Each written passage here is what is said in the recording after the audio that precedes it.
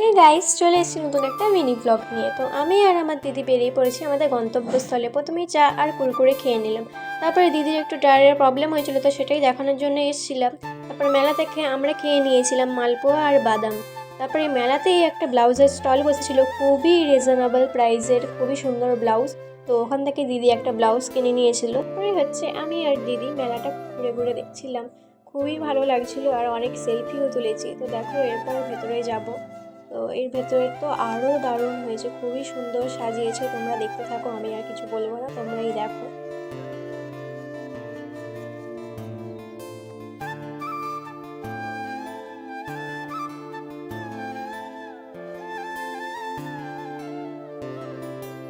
তারপর হচ্ছে এই প্যাঁচাটার সাথে অনেক সেলফি তোলার পর একটা কাকার দোকানে চলে গেছিলাম। এই কাকা খুবই সুন্দর পাপড়ি চাট বানায়, দেখতেই পাচ্ছি মাত্র 30 টাকায়।